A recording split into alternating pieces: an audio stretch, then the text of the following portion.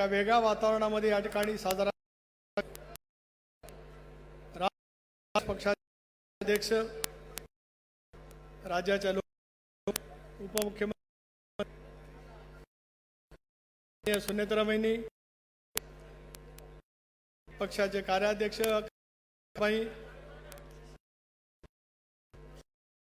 कबड्डीचा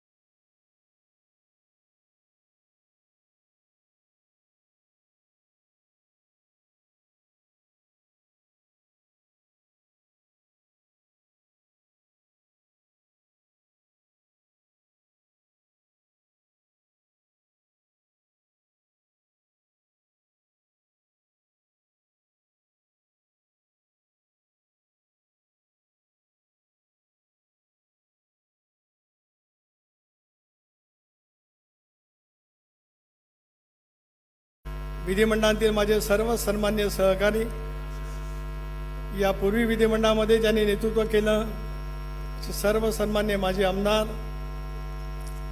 पक्षाचे वरिष्ठ नेते, सन्मान्य व्यासपीठ, फ्रंटल सेलचे सर्व प्रमुख, माजी खासदार, राज्याच्या कानाकोपऱ्यातून उपस्थित असलेले जिल्ह्याचे अध्यक्ष, वेगवेगळ्या स्तरावरती काम करणारे सर्व पदाधिकारी, जिल्हा परिषदचे अध्यक्ष, नगरपालिकेचे नगराध्यक्ष, नगरसेवक, पंचायत समितीचे सभापती, महिलांचे प्रतिनिधी, तळागाळामध्ये पक्षाचं काम करणारे आपण सर्वच राष्ट्रवादी काँग्रेस पक्षाचे कार्यकर्ते, बंधू भगिनी आणि सहकारी मित्रांनो, पक्षाच्या राजकीय प्रवासात तुम्ही आम्ही सर्वजण आज भावनाशील आहोत की आज आपल्या या वर्धापन दिनाच्या निमित्ताने इथे आज आपल्यामध्ये आपल्या सर्वांचं लाडकं नेतृत्व स्वर्गीय दादा नाहीत. आयुष्यभरातला असा एक क्षण नाही दादा गेल्यापासून की आपल्याच नव्हे तर महाराष्ट्राच्या कानाकोपऱ्यातल्या प्रत्येक नागरिकाच्या मनामध्ये दादांची आठवण झाली नसेल. पण त्यांच्या प्रती सुरुवातीलाच विनम्रपणाची भावपूर्ण श्रद्धांजली अर्पण करत असतानाच त्याच निर्धाराने उद्याची भविष्यातली वाटचाल जो विचार दादांनी प्रगल्भपणाने आपल्याला सर्वांना दिला त्या विचाराच्या माध्यमातून वाटचाल करण्याचा संकल्प आपण करूया आणि विनम्रपणाची त्यांना भावपूर्ण दादाने या ठिकाणी समर्पित करत असतानाच तुमची आठवण कायम मनामध्ये ठेवत तीच आमची उद्याची ऊर्जा असं मानत तुम्ही आखून दिलेल्या मार्गावर आम्ही काम करण्याचा सतत प्रयत्न करू असंच अभिवचन स्वर्गीय दादांना सुरुवातीला तर आपल्या सारांच्या वतीने या ठिकाणी देतो. 10 जून 1999 साली याच ऐतिहासिक असलेल्या शरणमरकर हॉलमध्ये देशाचे नेते आदरणीय पवारसाहेबांनी राष्ट्रवादी काँग्रेस पक्षाची स्थापना केली. त्यावेळेचं राजकारण काँग्रेस, राष्ट्रवादी काँग्रेस, देशाचे नेते आदरणीय पवारसाहेबांनी राष्ट्रवादी काँग्रेस पक्षाची स्थापना केली. त्यावेळेचं राजकारण काँग्रेस, राष्ट्रवादी काँग्रेस पक्ष, स्वाभिमान या साऱ्याच गोष्टीचा विचार त्या कालावधीमध्ये केला गेला असेल. षण्मुखानंद हॉल ते शिवाजी पार्कचं मैदान, शिवाजी पार्कचं मैदान ते षण्मुखानंद हॉल अशी 99 सालामध्ये झालेली सुरुवात आपण सर्वांनी म्हणून इथे अनेक जण त्याचे साक्षीदार आहेत की त्यांनी हा कालखंड अनुभवलेला आहे, प्रत्यक्षात तो पाहिलेला आहे. क्षणाक्षणाची त्याची आठवण आपल्या सर्वांच्याच मनामध्ये आहे. त्या कालावधीमध्ये पवार साहेबांसारख्या उत्तुंग नेतृत्वाच्या मार्गदर्शनाखाली आपण काम करत असताना तो प्रवास राष्ट्रवादी काँग्रेस पक्षाचा झाला. त्यामध्ये दादांचा सहभाग मोठ्या प्रमाणावरती राहिला. आज प्रफुल्लभाई राज्यामध्ये भारतीय जनता पक्ष एक क्रमांकाच्या वरती आहे याची राजकीय जाणीव आम्हाला सर्वांनाच आहे. पण 2004 हे साल ज्यावेळेला उजाडलं त्याला या राज्यामध्ये सर्वाधिक जागा जिंकणारा क्रमांक 1 चा पक्ष कुठला तर तुमचा आणि माझा राष्ट्रवादी काँग्रेस पक्ष आहे. त्याची आठवण या निमित्ताने मी करू इच्छितो. राष्ट्रवादी काँग्रेस पक्षाच्या दुसऱ्या बहिणीचे नेते असतील, अजितदादांच्या कार्यशैली, कमालीची त्यांची विलक्षण काम करण्याची पद्धती, लोकसंवाद, झपाटल्यासारखं काम करण्याच्या दृष्टिकोनातून तांड्यापासून बांध्यापर्यंत त्यांनी केलेला संबंध प्रचार या माध्यमातून 2004 सालामध्ये या राज्यातला क्रमांक 1 चा पक्ष म्हणून आपण स्थान मिळवण्यामध्ये निश्चितपणे यशस्वी झालो. त्यावेळेला काँग्रेस पक्ष आणि आपण सगळे एकत्रित निवडणुका लढवत होतो. त्याच वेळेला देशामध्ये युपीए सत्तेवरती आली. आपणही सारे मंडळी त्या सत्तेवरती आलात. आदरणीय साहेब सुद्धा देशाचे कृषी मंत्री झाले. पण महाराष्ट्राच्या राजकारणाची, महाराष्ट्राच्या प्रत्येक गोष्टीची जबाबदारी दादांनी ज्या समर्थ पद्धतीने त्या ठिकाणी स्वीकारली त्याच्यामुळेच मला आठवतं 2004 सालामध्ये पहिली निवडणूक काँग्रेस आणि राष्ट्रवादी काँग्रेस पक्षांनी एकत्रित लढवली. त्यावेळेला सुद्धा भुजबळ साहेब आपल्यालाही आठवत असेल, प्रफुल्लभाई आपण दिलीपराव आहेत या ठिकाणी, राष्ट्रवादी काँग्रेस पक्षाला एक जागा मिळवताना जे झालेले कष्ट आम्ही सर्वांनी मिळून अनुभवतो आहोत. जागा मिळवताना म्हणजे निवडून जाताना नव्हे, काँग्रेस पक्षाकडून जागा सोडून घेण्यासाठी. हा इतिहास मी या ठिकाणी एवढ्यासाठी सांगतोय की नवी पिढी ज्यावेळेला राजकारणामध्ये येते त्याला दादांचं योगदान या पक्षाच्या वाटचालीमध्ये कशा पद्धतीचं राहिलं, प्रदीर्घ राहिलंच, कणखरपणाचं राहिलं, आत्मविश्वासाचं राहिलं. प्रसंगी काँग्रेस पक्षाची सुद्धा कटुता घेण्याचं धारिष्ट्य त्या कालावधीमध्ये कोण दाखवत नव्हतं. पण दादांच्या स्पष्ट वक्तेपणाने काही काही जागा काँग्रेस पक्षाकडून सोडून घेण्यामध्ये त्यावेळेला सुद्धा आपण सगळे मंडळी वाटाघाटीमध्ये असाल, आपल्याला त्यावेळेला निश्चितपणे यश मिळालं.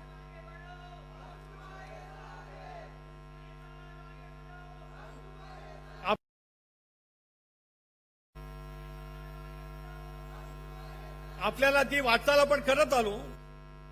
त्याच्यातून एक पक्ष एका विशिष्ट सर्वदूर क्षेत्रामध्ये पक्षांनी महाराष्ट्रामध्ये नव्हे तर देशभरामध्ये त्या निमित्ताने काम केलं. त्याच्यातून अनेक बाबी आपल्या सर्वांच्या समोर आल्या.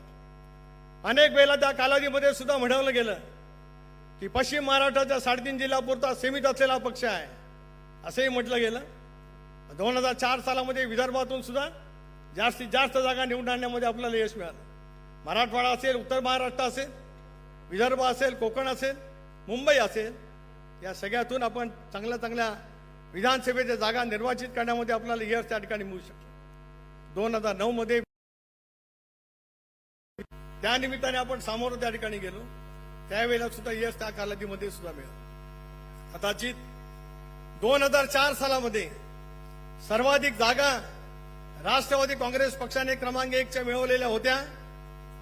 त्यावेळेचा जर काही निर्णय तशा पद्धतीचा झाला असता की ज्याचा जागा जास्ती त्याचा मुख्यमंत्री, तो निर्णय त्या कालावधीमध्ये जर काही झाला असता तर 2004 सालामध्ये राष्ट्रवादी काँग्रेस पक्षाचा अध्यक्ष बदला असता या राज्यातलं राजकारण पूर्णपणाने बदललेलं तुम्हाला मला त्या ठिकाणी पाहायला मिळू शकलं असतं. दादांच्या कर्तबगारीतून कदाचित त्यावेळेला दादाही नंतर म्हणाले, याच व्यासपीठावर दादांनी भाषण केलं. एक 3 वर्षापूर्वी ज्या वेळेला राष्ट्रवादी काँग्रेस पक्षाचं असंच आपलं अधिवेशन झालं त्यावेळेला सुद्धा दादांनी भाषण केलं. इथे आपण सगळेजण होतो आणि त्या बाजूच्या पुढे मरून दादांनी भाषण केलं.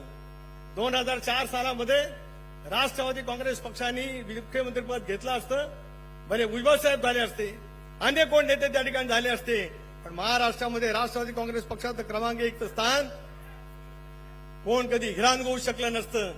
इतकी स्पष्टपणाची भूमिका दादांनी 3 वर्षापूर्वी या सभागृहामध्ये आपलं जे अधिवेशन झालं होतं त्यावेळेला त्यांनी मांडलेलं. राजकारणामध्ये अनेक वेळेला 1+1 म्हणजे 2च होतो अशातला का भाग नाही. 3+2 म्हणजे 1च राहतं अशातला का भाग नाही. अनेक वेळेला राजकीय समीकरण त्याच्यातून बदलत जात असतात. पण बदललेल्या भूमिकेमध्ये आपला पक्ष, आपलं स्थान, पक्षाचा कार्यकर्ता, महाराष्ट्राचा समतोल विकास करण्याच्या दृष्टीकोनातून पावलं उचलली गेली पाहिजेत. मनस्वीपणाची भूमिका त्या कालावधीमध्ये घेतली गेली आणि त्याच्यातून आपल्या पक्षाची झालेली वाटचाल आपण त्या निमित्ताने पाहिली. 14 सालामध्ये देशामध्ये ध्रुवीकरण झालं. कालच वहिनींच्या उपस्थितीमध्ये, वहिनी असतील, मी असतील, प्रफुल्लभाई असेल, आम्ही एनडीएच्या बैठकीमध्ये त्या ठिकाणी उपस्थित होतो. हे भाग्य सुद्धा आम्हाला मिळालं दादांच्याच मुळे. एनडीएचे 12 वर्ष एक ते पूर्ण झालं आणि मोदी साहेबांचे 12 वर्ष पूर्ण झाले. सर्वाधिक कार्यकाल म्हणून पंडित जवाहरलाल नेहरूंच्या पेक्षा एक दिवस त्यांनी केला. तो साजरा करण्यासाठी ज्यावेळेला एनडीएची बैठक दिल्लीमध्ये झाली, त्या बैठकीला सुद्धा उपस्थित राहण्याचं भाग्य वहिनी आपण अध्यक्ष आहात.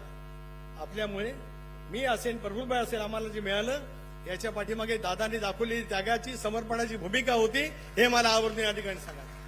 देशाच्या राजकारणामध्ये एवढे फेरबदल घडत असतानाच राष्ट्रवादी काँग्रेस पक्ष सुद्धा त्या एनडीएच्या बैठकीमध्ये तितक्या ठळकपणाने उपस्थित राहू शकतो की दादांनी घेतलेल्या धाडसी निर्णयाचं ते पाऊल आहे.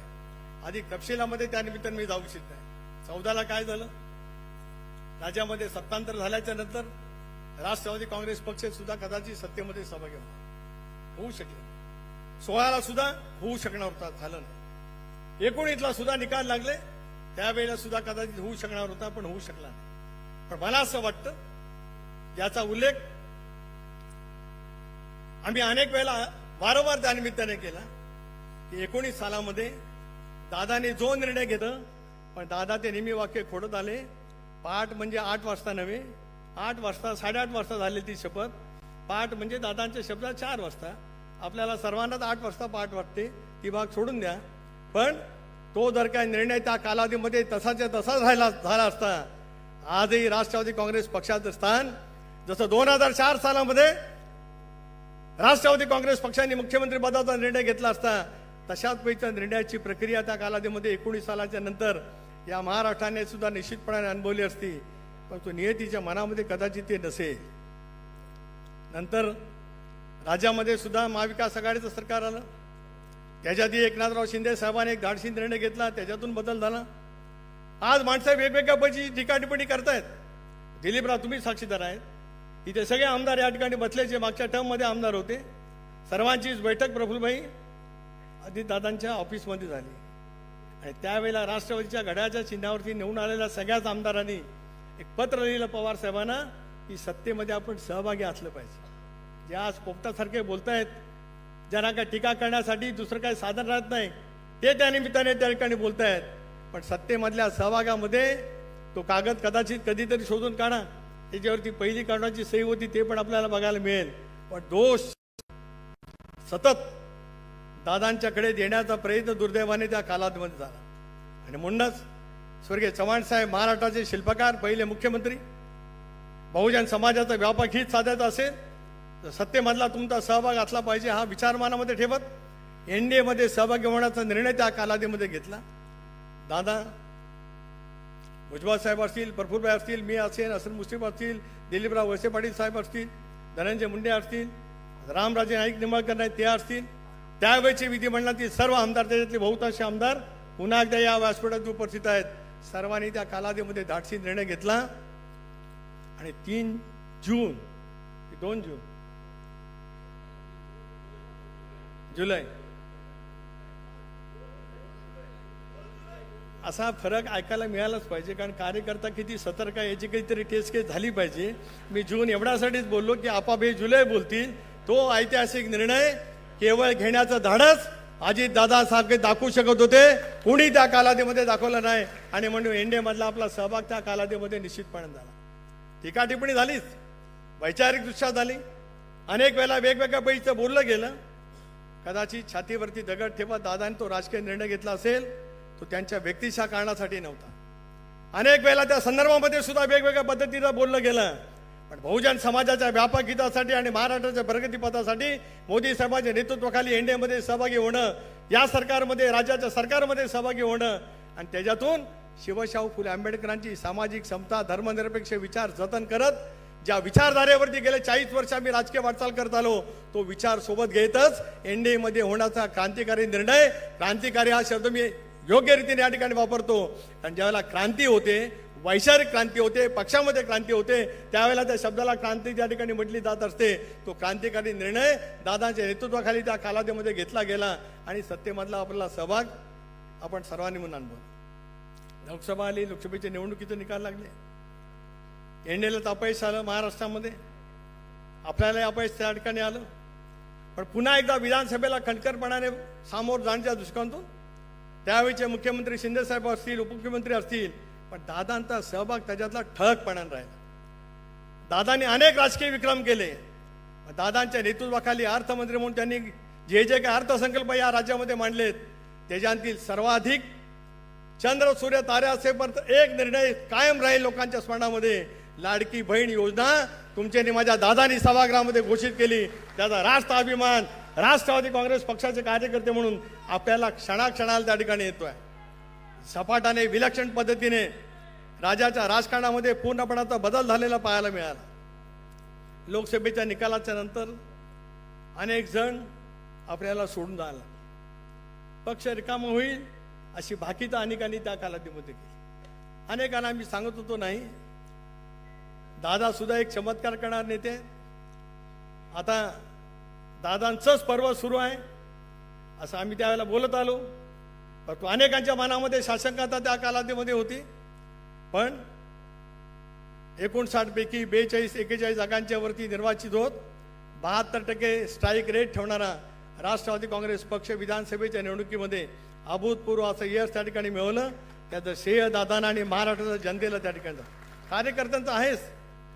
आपापल्या पद्धतीने काम करणाऱ्या कार्यकर्त्यांनी प्रचंड प्रमाणावरची मेहनत त्या ठिकाणी घेतली. त्याच्यातून राज्याच्या राजकारणामध्ये आपण त्याला 41 जागांसह निर्वाचित होण्यामध्ये आपल्याला यश त्या ठिकाणी मिळू शकलं. हे मी एवढ्यासाठी सांगतोय, आपल्या नेतृत्वाने कितली पराकुटीची मेहनत, 24 तास अविरतपणाने सेवा करण्याची त्यांची जाज्वल्य इच्छाशक्ती, प्रखर इच्छाशक्ती राजकीय इच्छाशक्ती सुद्धा असते, पण जनतेची सेवा करण्याची इच्छाशक्ती मनामध्ये असावी लागते. आणि जनतेचं 25 वर्षाचं नेमकं भविष्य काय आहे त्याचा विचार करत उद्याच्या तरुणाला नेमकं काय अभिप्रेत असू शकतंय याचा विचार करण्याचा दमदारपणा दादांच्या नेतृत्वाखाली त्या ठिकाणी दाखवला गेला. आणि त्याच्यातून महायुतीच्या सरकारमध्ये अर्थसंकल्प सादर करत असताना या प्रत्येक गोष्टी कृतीच्या माध्यमातून कशामध्ये येतील त्याचा त्यांनी अत्यंत योग्य पद्धतीने समावेश करण्यामध्ये ते यश मिळू शकते. टीका टिप्पणी मी म्हटल्याप्रमाणे होतच आली, ती काय थांबली नाही आणि पार्थ उद्याही थांबेल असं आपल्याला वाटण्याचं काही कारण नाही.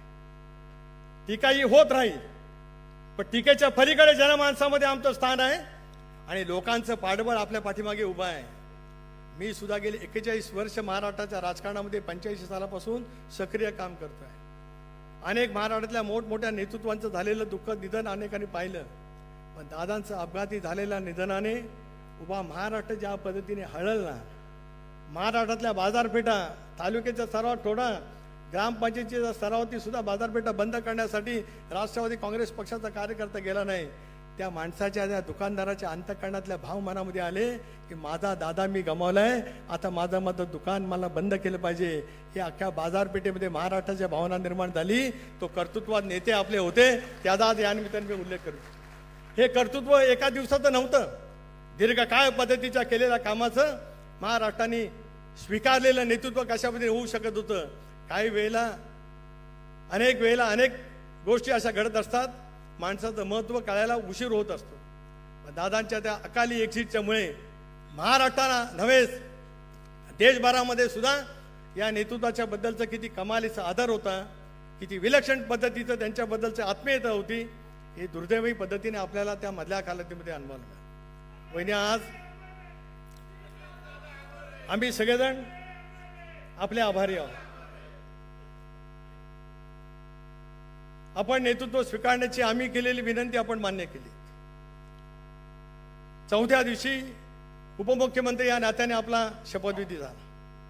टीका टिप्पणी होतच आली, ती होत राहील, पण आपण घेतलेला निर्णय दादांच्या पावलावरती पाऊल ठेवणारा, कुटुंब वत्सल म्हणून कुटुंब सांभाळणारा, महाराष्ट्राचं हित जपणारा, उद्याच्या भवितव्याची वाटचाल आपल्याला करायची असेल आणि दादांचे विचार या महाराष्ट्रामध्ये त्याच पद्धतीने आपल्याला पुढे चालू ठेवायचे असतील तर स्वतःवरती आलेलं डोंगरासारखं दुःख सांभाळत स्वीकारत आपण हा निर्णय घेतला. आणि त्याच्यातून गेले 110-20 दिवस तुम्ही आम्ही सगळेजण त्याच्यातून वाटचाल करण्याचा प्रयत्न करतो. आव्हान येत राहतील.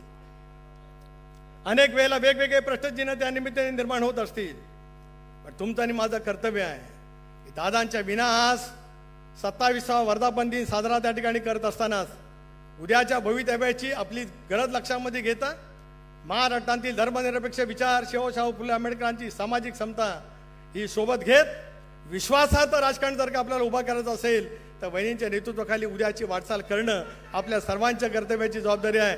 त्याच्यातून आपण वाटचाल करण्याचा त्यानिमित्ताने प्रयत्न करूया. समर्पण आपण केलंच. आजचा हा वर्धापन दिन दादांच्या प्रती आपण त्या ठिकाणी समर्पित करतो. संघर्ष आहेच, तो वैचारिक संघर्ष असेल, सिद्धांतावरचा संघर्ष असेल, सत्तेसाठी तो संघर्ष नाही, महाराष्ट्रातल्या तळागाळातल्या माणसांच्यासाठी निर्माण करणारं जे काय निर्माण केलेलं आपलं स्थान आहे ते आपल्याला अबाधित टिकवायचं असेल तर कदाचित त्या वेळच्या उभा राहणाऱ्या प्रत्येक गोष्टीचा संघर्ष आपल्याला त्या ठिकाणी करावा लागेल. त्याच्यातून वाटचाल आपण करत राहू. त्याच्यातून उद्याचा संकल्प आपल्याला करायचा आहे. पण हे करण्याच्यासाठीच निर्धारपूर्वक आपण वाटचाल करावी. याच कारणासाठी आपण सर्वजण या निमित्ताने या ठिकाणी जमलेलो आहोत. पण आपल्या सर्वांची जबाबदारी वाढते. प्रफुल्लभाई आपण आहातच, भुजबळ साहेब आहेत, कबड्डीचे खेळाडू आहेत,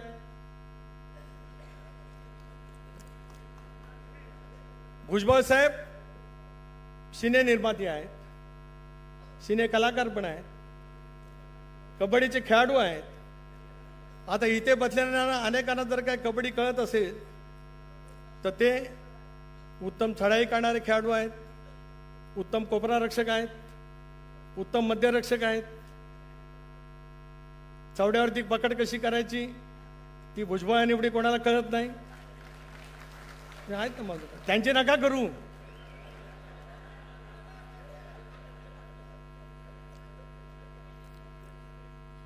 पण काय काय वेळेला काय होतं, तुमच्यासारखा चतुरस्र कबड्डीसारखा खेळाडू ज्या वेळेला जातो त्यावेळेला एका वेळेला एखादा खेळाडू बाद करतो, कधी नवीन नियमाप्रमाणे बोनस गुण मिळवतो, कधी नुसता जातो स्पर्श करून येतो, कधी इतका खोलवर चढाई करतो एकाच वेळेला 6 जणांना घेऊन येतो.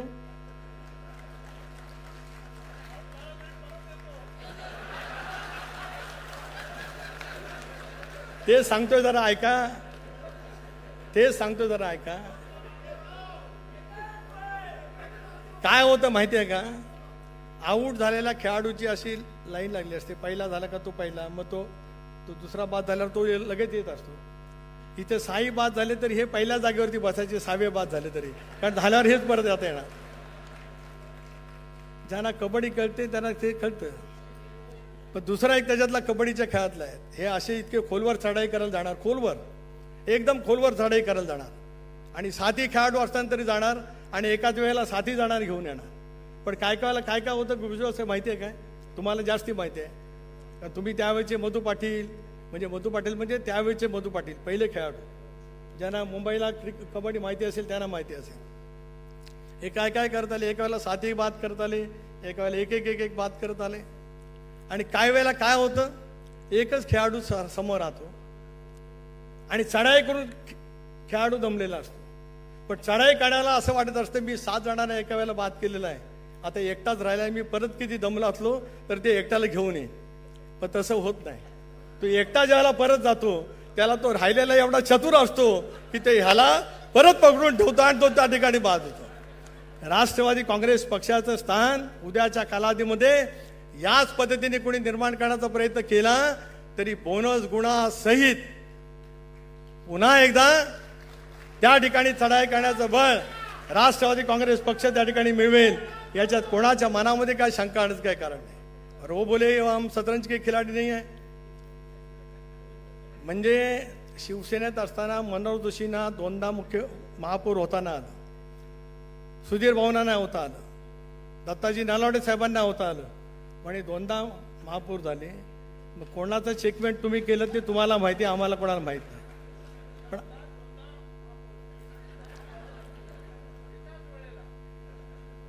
आता तुमचा इतिहास माझ्या खेरीज दुसरं कोणाला माहिती असतं. अरे अरे नाही विसरू शकत. आता हे सांगायला मी तुमचा एवढा इतिहास सांगितला की आता वहिनींचं नेतृत्व बळकट करण्यासाठी चतुरस्र कबड्डी खेळाडू वय वर्ष 80 असताना मैदानात उतरणार आहे, हे मला प्रामुख्याने या ठिकाणी सांगायचं. बरं, तुमच्या उजव्या बाजूला फुटबॉलपट्टू बसलेत, त्याला किक मारायची सवय माहिती नाही. मैं इस तरफ बोल रहा हूँ, इस तरफ इस तरफ इस तरफ. एक या फुटबॉल के ना, ये फुटबॉल वाले हैं यहाँ पे. यस यस, हे कुस्तीपट्टू आहे. भारतीय आणि भारताच्या बाहेरच्या सगळ्या खेळाचे सगळे खेळाडू या मैदानात आहेत, कारण हे अजितदादांनी निर्माण केलेली ही टीम आहे. त्यामुळे सर्व खेळांच्या मध्ये पारंगत असलेले सर्व तऱ्हेचे खेळाडू राष्ट्रवादी काँग्रेस पक्षामध्ये असल्यामुळे आयत्या वेळेला खो खो खेळायला जरी सांगितलं तरी कोणाला कधी खो द्यायचा वो भी हम समज सकते, कारण आम्ही सगळेजण दादाच्या नेतृत्वाखाली तयार झालेले सर्व खेळातले एक यशस्वी खेळाडू तसं म्हणत नाही, पण संघाला विजय मिळवायचा असेल तर संघनायकाचं महत्त्व मोठं असतं आणि जो संघनायक टीमवर्क करतो तो संघनायक 100% यशस्वी होतो. आज आमच्या टीमचं नेतृत्व सुनेत्राबाईंनी करतायत, आमचा संघ 100% यशस्वी होईल, त्याच्यात कोणाच्या मनामध्ये संदेह असं काय कारण आहे. त्याची वाटचाल करण्यासाठीच आपल्याला पुढच्या कालावधीमध्ये त्या ठिकाणी खूप पद्धतीने मेहनत घ्यायची आहे, ती आपण करत राहू. आज आपण एनडीएमध्ये आहोत, महायुतीमध्ये आहोत, त्याच्यामुळे अनेक वेळेला अनेक गोष्टीचे प्रश्नचिन्ह निर्माण होतात.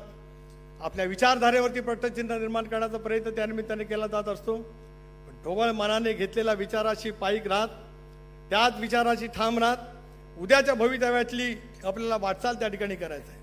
अभूतपूर्व संख्येने आपण या ठिकाणी आलात, फार तुम्ही नियोजन चांगलं केलं.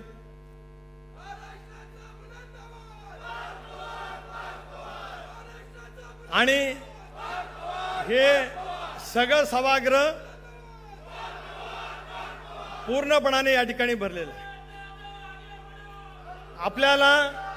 आपल्याला उद्याच्या भवितव्याची वाटचाल योग्य रीतीने करायची आहे. अनेक पथ्य वर बसलेला, दुसऱ्या गॅलरीत, तिसऱ्या गॅलरीत तिथपासून इथपर्यंत बसलेला, आपल्या प्रत्येकाला मनाशी त्या ठिकाणी ठरवायला पाहिजे की दादांच्या प्रबळ इच्छाशक्तीच्या विचारावरती आपल्याला भवितव्याची वाटचाल करायची असेल तर त्याच विचाराला साथ द्यायची असेल तर अधिक कणखरपणाने वाटचाल करण्याची आवश्यकता आहे. SR आहे, राज्यव्यापी आपल्याला काम करायचं आहे. जिल्हा परिषदेमध्ये उद्याच्या भवितव्याच्या कालावधीमध्ये यश त्या ठिकाणी मिळवायचं आहे. पण माझी हात जोडून एवढीच विनंती आहे की फार मुंबईला येण्याचं करू नका. दादासुद्धा अनेक वेळेला स्पष्टपणाने बोललेत. त्याच्यामुळे काय होतं, काही ना सवय सकाळी गावाकडनं उठायचं, मुंबईला यायचं, एखादी गोष्टीचं काहीतरी सांगण्याचा प्रयत्न करायचा, म्हणजे आपण तिथले त्या ठिकाणचे सगळे काही सर्वमान्य नेते आहोत अशी जी काय वाटणाऱ्यांची जी काही थोडकी संख्या आहे, पण जी आहे त्याच्यातून पक्षाचं नुकसान होण्याची शक्यता नाकारता येऊ शकत नाही. बहुमत आहे 238, त्याच्यामध्ये आपल्याला यशस्वीपणाने वाटचाल करायची आहे. त्याच्यामध्ये शिवशाहू फुले आंबेडकरांची सामाजिक समता, धर्मनिरपेक्ष विचार त्या सरकारमधून अधिक प्रखरतेने आम्हाला जर का जनतेपर्यंत पोहोचवायचं असेल तर आपल्या स्वतःच्या व्यक्तिगत विचारापेक्षा किंवा कोणाच्या तरी खांद्यावरती बंदूक ठेवून कोणाचा तरी हिशोब करण्यापेक्षा राजकीय दृष्ट्या हिशोब विरोधकांचा करण्यासाठी आपण जर काही सज्ज झालो तर तोच उद्याचा संकल्प घेऊन आपल्याला वाटचाल करायची आहे. त्या मनोनिग्रहाने आपण सर्वांनी मिळून वाटचाल करावी एवढीच विनंती आजच्या या 27व्या वर्धापन दिनाच्या निमित्ताने या ठिकाणी करतो. पुढच्या वर्षभरामध्ये आपली वाटचाल विविध विषयांची सर्वस्पर्शी, दादांनी जसं सर्व क्षेत्रामध्ये आपला एक आगळावेगळा ठसा त्या ठिकाणी उमटवला, तोच ठसा आपला उद्याचा श्वास आहे. या भूमिकेतून आपण प्रत्येक कार्यकर्त्यांनी काम करण्याचा प्रयत्न केला तर या सगळ्या कालखंडामध्ये सुद्धा राष्ट्रवादी काँग्रेस पक्षाचं स्थान राज्यामध्ये नव्हेच तर देशभरामध्ये व्यापक करण्यासाठी आपण सर्वांनी म्हणून अधिक व्यापकतेने त्या ठिकाणी काम करावं एवढीच अपेक्षा आजच्या कार्यक्रमाच्या निमित्ताने या ठिकाणी व्यक्त करतो. वहिनी आपल्या नेतृत्वाखाली आज दादांच्या अनुपस्थित वर्धापन दिन आपण या ठिकाणी साजरा करतो आहोत. आम्ही विश्वास देतो आहोत ज्या धीरोदात्त पद्धतीने आपण या साऱ्या गोष्टीचा स्वीकार केला, आम्ही आपल्या पाठीशी ठामपणाने उभे आहोतच. उद्याची वाटचाल करण्यासाठी मनोनिग्रहाने आपल्याला त्या ठिकाणी काम करावं लागणारच आहे. फक्त कार्य करताना मी मगाशी सांगितल्याप्रमाणे तेवढीच विनंती या निमित्ताने करतो, कुठेतरी येऊन कानाला लागण्यापेक्षा पक्षाचं व्यापक हित कशामध्ये आहे याचा विचार जर का आधी करण्याचा प्रयत्न केला तर या राज्यातलं राष्ट्रवादी काँग्रेस पक्षाचं स्थान दादांच्या स्मृतीतून अढळ करण्यासाठी आपण सर्वांनी मिळून संकल्प करूया आणि SIR पासून वेगवेगळ्या जे काही पक्षाच्या संघटने वाढीसाठी पक्षाकडनं दिले जाणारे कार्यक्रम याच्या अंमलबजावणीसाठी आपण सर्वांनी सज्ज व्हावं आणि 22 जुलैला दादांची वाढदिवस म्हणजे यावेळेला जयंती हा आपल्यावरती आलेलाच एक आघातच आहे, पण अशा पद्धतीने करूया की दादांचं स्मरण 24 तास, तासातले 60 मिनिटं, मिनिटातले 60 सेकंद आणि सेकंदातल्या प्रत्येक श्वासाबरोबर जनमानसामध्ये असं प्रतिध्वनित होईल अशा पद्धतीने काम करण्याचा आपण संकल्प करूया. पुन्हा एकदा या वर्धापन दिनाच्या मनपूर्वक हार्दिक शुभेच्छा. जय हिंद, जय महाराष्ट्र, जय राष्ट्रवाद. धन्यवाद साहेब. समर